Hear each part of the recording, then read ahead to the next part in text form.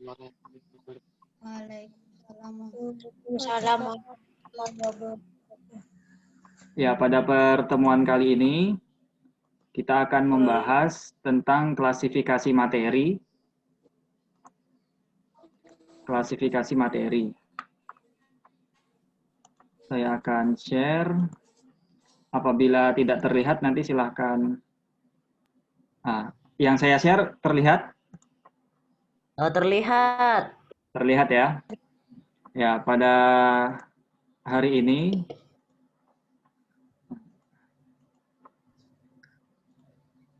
kita akan membahas tentang klasifikasi materi. Nah, materi itu sendiri nanti akan diklasifikasikan menjadi tiga kelompok secara umum, yaitu unsur, senyawa, dan campuran. Nah, kalau kita misalnya ketika kita mengamati lingkungan sekitar kita, itu misalnya seperti ada kayu, ada besi, ada air, ada udara. Nah, apa sih yang ada di lingkungan sekitar kita itu? Kayu, besi, air, udara itu apa sih? Nah, itu kita sebut sebagai zat atau materi. Jadi segala sesuatu yang ada di lingkungan kita, yang berwujud maupun yang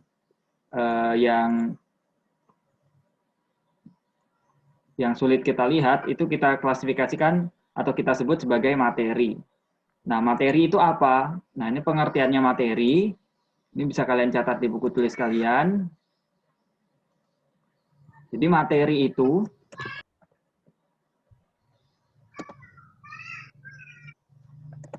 adalah segala sesuatu yang menempati suatu yang memiliki volume.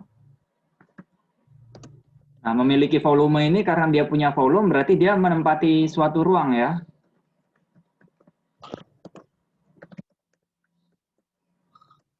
Dan memiliki massa.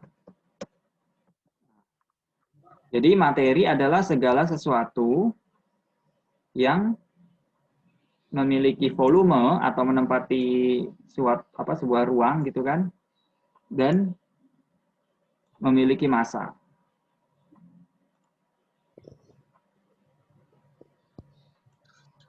Ya. Nah, ini disebut sebagai materi.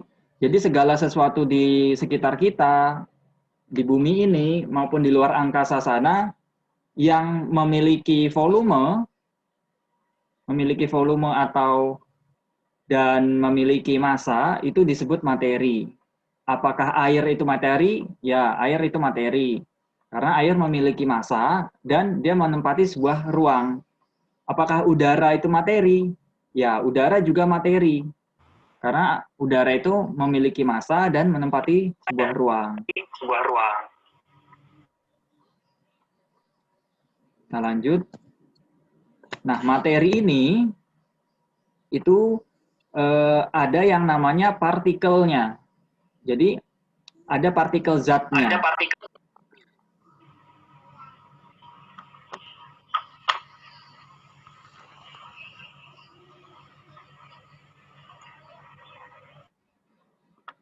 Ya, ini saya unmute dulu ya. Maaf, saya mute dulu semuanya. Supaya fokus. Jika ada yang bertanya, silakan angkat tangan.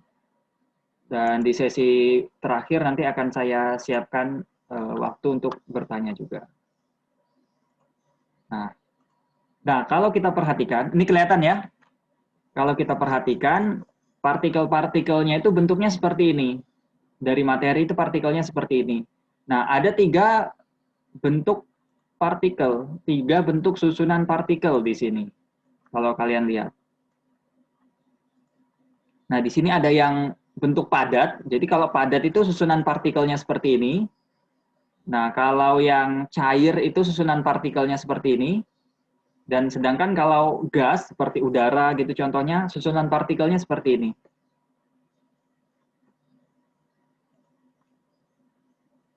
Nah, contohnya yang benda-benda padat, yang benda-benda berwujud padat itu seperti kayu, besi, ya kan? Kalian bisa cari sendiri nanti yang lainnya, contoh lainnya. Yang liquid atau cairan itu seperti air, bisa juga minyak, ya kan? Sedangkan yang gas itu seperti udara, uap air, itu gas.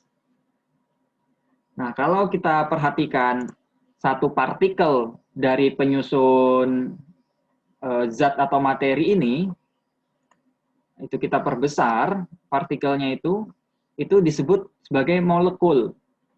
Nah, kalau dilihat, diperbesar, molekulnya seperti ini. Nah, molekul ini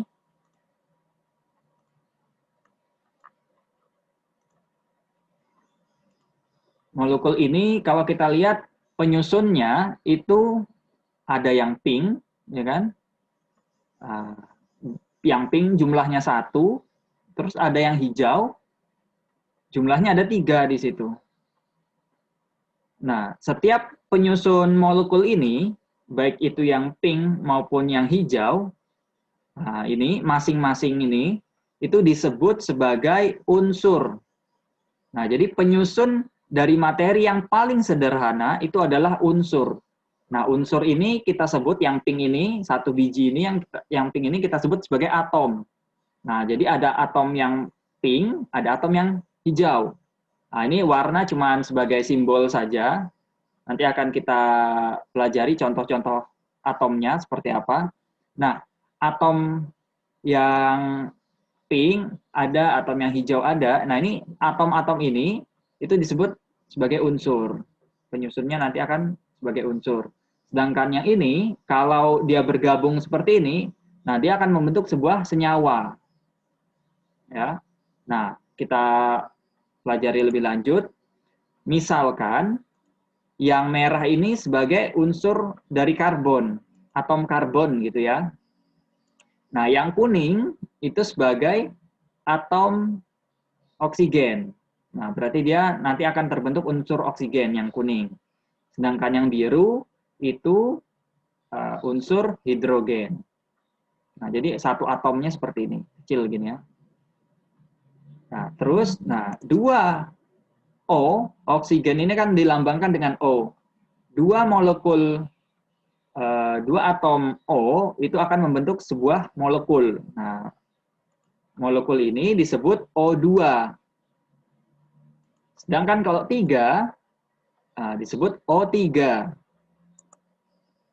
Nah, sedangkan kalau misalnya atom hidrogen dengan lambang H, membentuk molekul dengan anggota 2 seperti ini, dia akan menjadi molekul H2. Nah, molekul-molekul ini disebut sebagai molekul unsur karena setiap molekulnya itu hanya terdiri dari satu unsur. Yang ini unsur oksigen, ini juga unsur oksigen, dan yang biru ini unsur hidrogen. Seperti itu.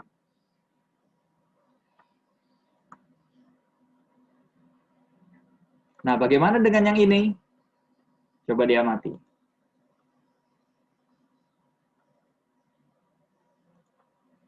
Nah, kalau ini, molekul ini dia terdiri dari 2 atom oksigen dan 1 atom karbon. Ini disebut CO2 karena C-nya ada 1 karbon dan O-nya ada 2. Maka disebut CO2. Sedangkan yang ini disebut H2O. Ya. H2O. Karena hanya ada 2, hidrogennya ada 2 dan O-nya ada 1. H2O. Sedangkan yang terakhir ini CH4 karena terdiri dari atom C-nya 1 dan H-nya ada 4. Ada atom H-nya 4. Nah, keseluruhan ini disebut molekul senyawa. Nah, Jadi bisa dilihat ya perbedaannya antara molekul unsur dan molekul senyawa. Kalau molekul unsur, dia penyusunnya hanya terdiri dari satu unsur saja. Tapi kalau molekul senyawa itu bisa terdiri dari 2 atau lebih unsur. Contoh ini, senyawa CO2. Dia terdiri dari unsur karbon dan unsur oksigen. Seperti itu ya. Nah, sekarang coba di unmute.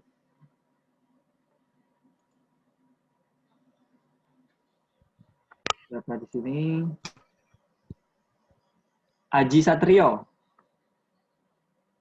Aji, bisa dibuka mic-nya Aji? Ya. Aji, sudah paham belum perbedaan antara molekul unsur dan molekul senyawa?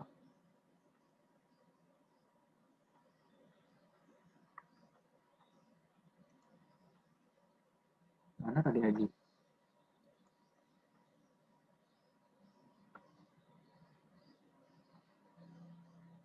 Jaringannya hilang ya. Andi Said. Andi Said. Kedengaran?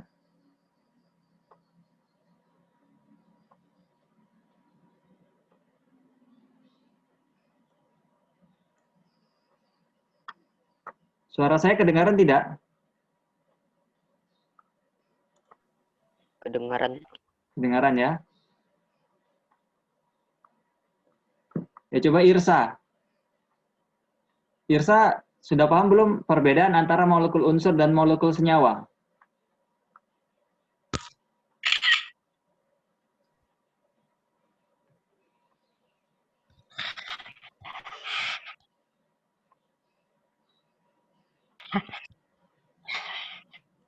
Atau ada yang ditanyakan? Ada yang belum paham yang mana? Akan kita bahas.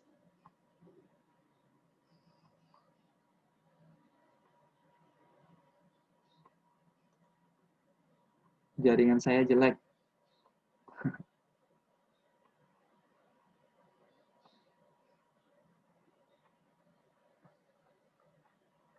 Oh, jaringannya ada yang sebagian jelek ya. Oke, tidak apa-apa. Insya Allah nanti bisa dilihat kembali rekamannya. Ya, kita lanjutkan. Jadi ini perbedaan antara molekul unsur dan molekul senyawa. Kalau molekul unsur itu penyusunnya terdiri atas satu unsur saja. Misalnya O3.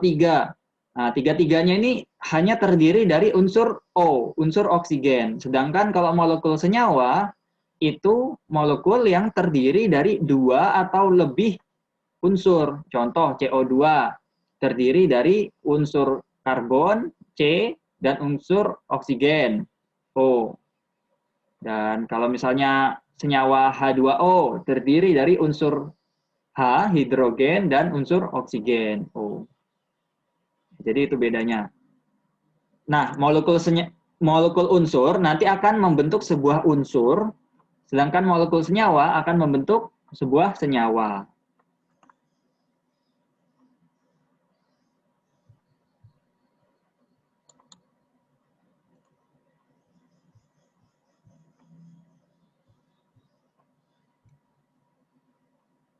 Ya, jadi molekul unsur itu tersusun dari zat yang sejenis.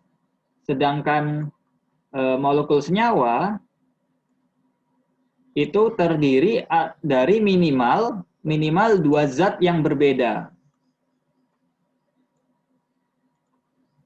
Minimal terdiri dari 2 zat yang berbeda.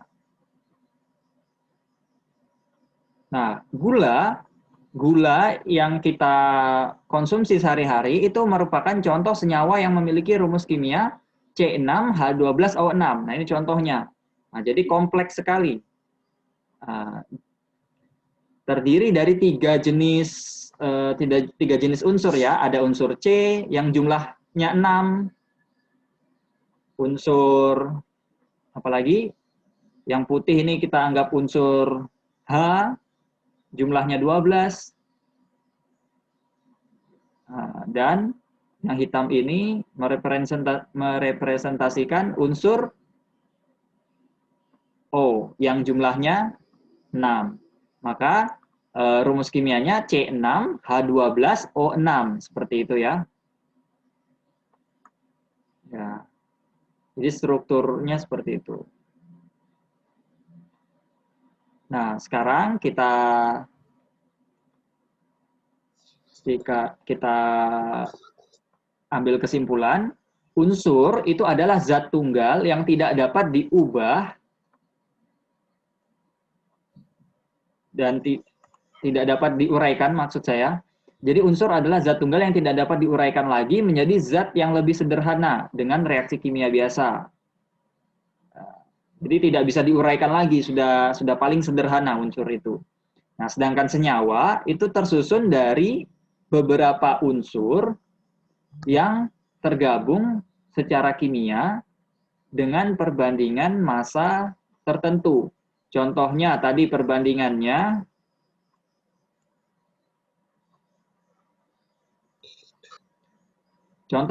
massanya tadi yang senyawa ya. Contoh senyawa gula tadi. Contoh senyawa gula. Senyawa gula tadi C6H12O6. Nah, berarti perbandingannya sudah ditentukan. C-nya harus 6, H-nya harus 12, O-nya harus 6. C6H12O6. Atau misalnya air. Air tadi H2O. Berarti perbandingannya hidrogennya atau H-nya harus 2, O-nya harus 1. Nah, itu senyawa. Jadi senyawa itu tersusun dari beberapa unsur yang tergabung secara kimia dengan perbandingan massa tertentu. Nah, perbandingannya jelas tadi. Misalnya H2O tadi perbandingan antara hidrogen dan oksigennya ada 2:1, seperti itu.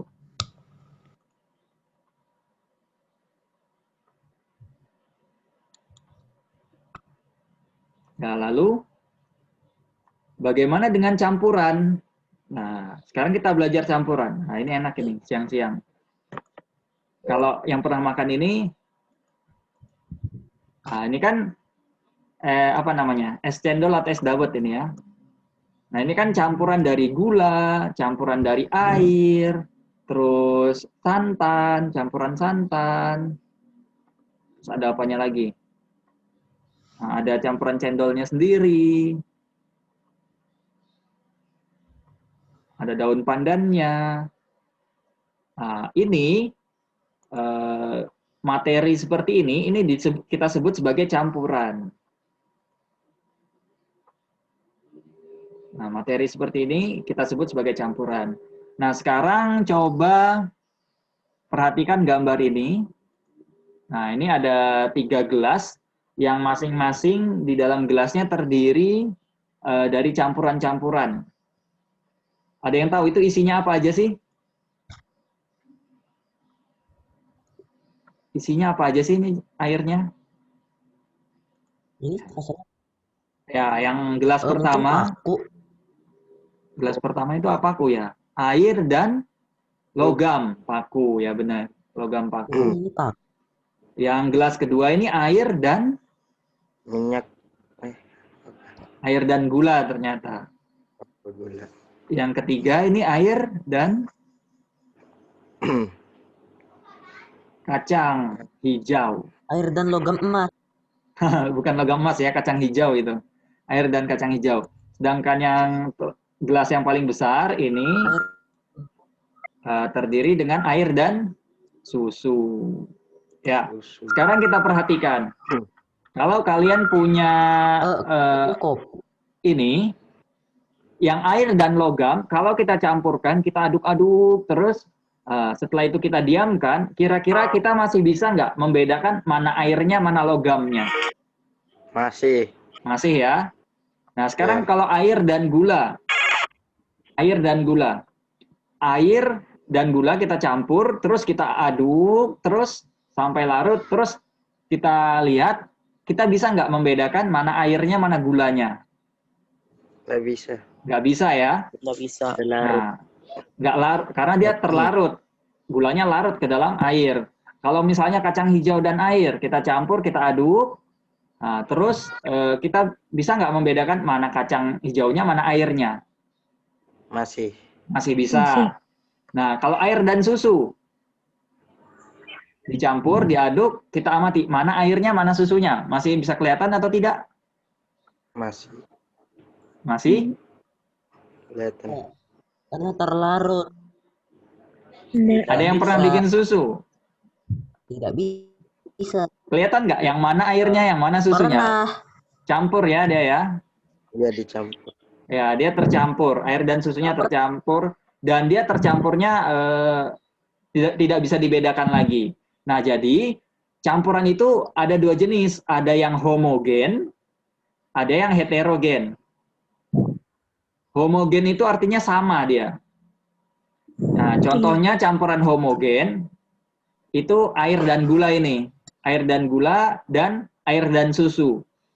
Campuran air dan gula atau larutan gula ini sudah dia jadinya sama, antara gula dan air jadi sama, nggak kelihatan, nggak bisa dibedakan dengan penglihatan lagi. Nah, ini disebut campuran homogen. Jadi yang ini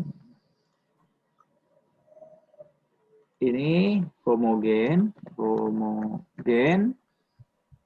Yang ini nggak kelihatan ya. Kita buat tulisannya di bawah. Ini campuran homogen. Nah, yang air dan susu juga campuran homogen. Nah, sedangkan air dan logam, biarpun kita aduk, terus kita lihat, bisa kelihatan nggak bedanya? Barok. Bisa kelihatan nggak bedanya antara air dan logamnya? Bisa ya? Nah, ini Bisa, Pak. kalau dia Logam kalau dia misalnya kita campur tapi dia masih bisa dibedakan, itu kita sebut sebagai campuran heterogen. Nah, air dan kacang hijau juga campuran heterogen. Ya, jadi sudah bisa membedakan ya antara perbedaan antara campuran homogen dan campuran heterogen. Oh, jadi kalau bisa dibedakan heterogen. Ya, ada nggak yang bisa ngasih contoh campuran homogen yang lain? Apa contohnya campuran homogen yang ada di sekitar kita atau yang pernah kalian lihat? Kopi. Kopi ya, misalnya kopi. air dan Yang pernah ke Derawan ngelihat laut? Nah, air laut ya. Air laut itu kan ada garamnya di dalamnya. Nah, Iya. air laut. oh iya. Ya, itu campuran homogen. Kalau campuran heterogen, contoh campuran heterogen yang lainnya, misalnya air dan batu, air dan pasir biasanya di sungai. Di sungai itu kan, air sungai itu ada pasirnya di dalamnya. Nah, campuran air dan pasir di sungai itu campuran heterogen. Karena pasirnya masih bisa dilihat. Air dan kah? Air dan apa? Nggak kedengaran ya. Oke, air dan apa? Air es. Oh, air es. Air dan es batu gitu ya? Air dan es. Oh, air dan es. Ya, kalau air dan es, dia masih campuran heterogen. Tapi kalau begitu esnya mencair, jadi campuran homogen ya. Jadi nyampur. Oke. Tapi tergantung air dan esnya ya. Airnya air apa? Esnya es apa? Kalau esnya itu berasal dari air juga, berarti air dan air itu. Kalau air dan air, dia bukan campuran, berarti dia senyawa. Cuman wujudnya aja yang berbeda. Ya enggak? Jadi kalau misalnya ada air dan es batunya terbuat dari air juga, nah itu bukan campuran. Itu senyawa air dengan wujud yang berbeda. Yang satunya dalam wujud cair, yang satunya wujud padat. Ya. Oke, kita lanjutkan.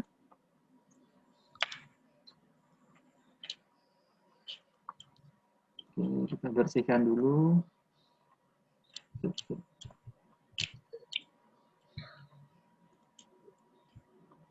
Nayaka, angkat tangan.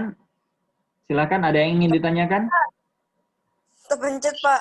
Oh, terpencet. Nah, jadi campuran itu, nah ini pengertiannya campuran. Nah, ciri-cirinya campuran. Jadi campuran itu gabungan beberapa unsur atau beberapa senyawa. Nah, jadi campuran dari beberapa unsur dan beberapa senyawa. Nah, terus komposisi campuran itu tidak tentu. Contoh, kalau misalnya berbeda dengan senyawa tadi ya, kalau senyawa itu gabungan dari unsur dan komposisinya sudah jelas. Contoh tadi senyawa air. Senyawa air komposisi antara hidrogen dan oksigennya itu sudah jelas. Hidrogennya 2, oksigennya 1, maka H2O. Kalau misalnya komposisinya berubah, dia tidak akan jadi air. Contoh misalnya H5O1. Nah, itu dia tidak akan jadi air. Tapi kalau campuran ini komposisinya terserah. Nggak ada aturannya. Contohnya tadi misalnya kita mencampurkan antara gula dan air.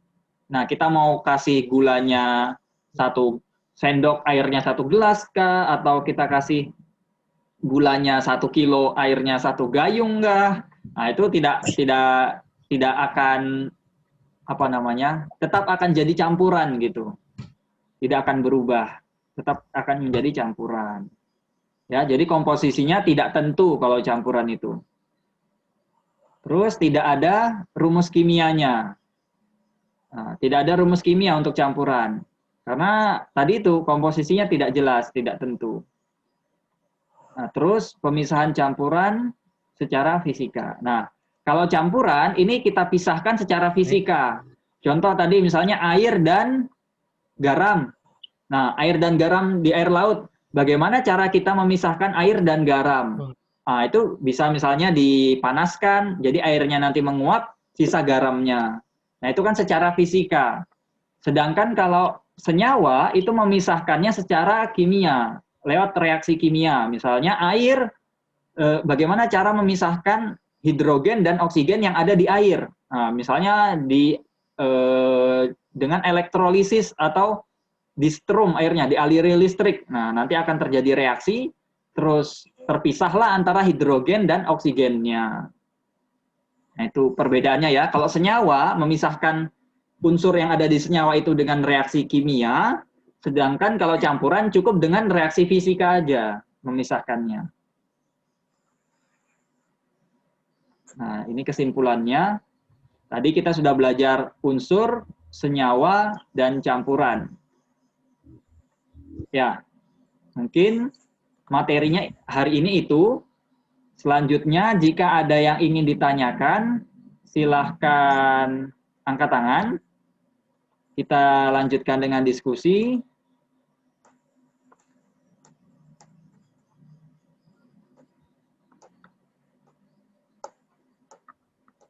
Ya, sebagian kendala jaringan ya.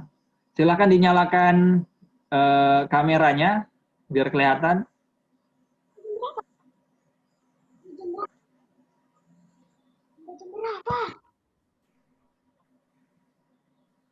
Ya.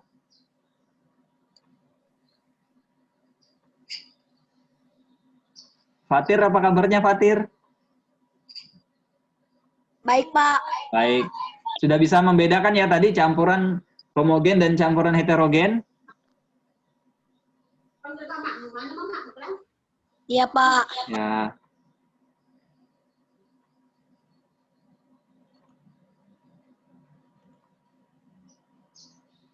Ada yang ingin bertanya? Lelet nih, Patir. Fatir lelet. Ada yang ingin bertanya? Silakan angkat tangan. Yang ingin bertanya? Nggak ada, Pak. Nggak ada. Kalau nggak ada yang ingin bertanya, berarti saya yang bertanya nanti. Kalau yang saya yang bertanya nanti jadinya tugas. Ayo, banyak lagi tugas nanti. Silakan yang masih bingung bertanya. Irsya ingin bertanya? Irsya Pratama? Nggak ada, Pak. Nggak ada ya? Oke, nanti jika ada yang ingin bertanya, silahkan tulis di ini kan nanti rekamannya saya masukkan psikologi, di pertemuan terakhir nanti saya masukkan psikologi, terus saya buat kolom diskusi di situ, jadi kalau misalnya kalian ingin bertanya, silahkan mengisi, kalian tuliskan pertanyaan di kolom diskusi yang ada di psikologi ya. Juga absennya. Absennya nanti saya masukkan di psikologi, jadi silahkan kalian isi absen di psikologi, nanti akan saya buatkan ya. Insya Allah bisa kalian sudah bisa masuk nanti setelah zuhur, ya, baru saya buat. Jadi itu tadi kita belajar tentang unsur, senyawa, dan campuran. Nah, kalian di SD mungkin sudah pernah belajar tentang perubahan wujud zat ya. Wujud zat ada berapa jenis? Ah, iya, itu. Nah, wujud zat ada berapa 2. jenis? Masa cuma 2? Ada? 3. Ya, yang kita pelajari, yang pernah kita pelajari di sekolah itu biasanya ada 3, yaitu padat, cair, gas tadi ya. Nah, perubahannya bagaimana itu nanti akan kita bahas minggu depan. Kalau tidak ada yang bertanya hari ini berarti pertemuan kita cukupkan. Selanjutnya silahkan berdiskusi lewat psikologi. Oke? Silahkan berdiskusi lewat psikologi.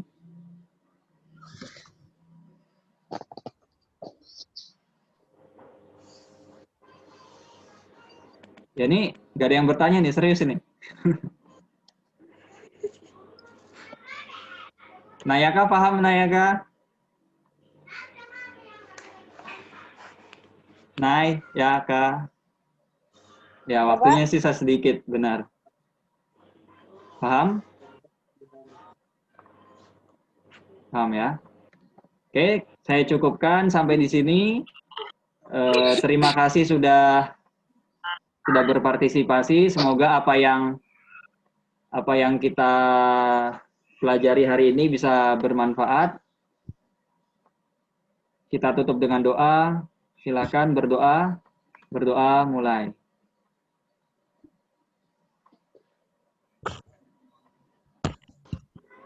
Ya, saya tutup. Saya akhiri. Assalamualaikum warahmatullahi wabarakatuh. Waalaikumsalam Waalaikumsalam warahmatullahi wabarakatuh.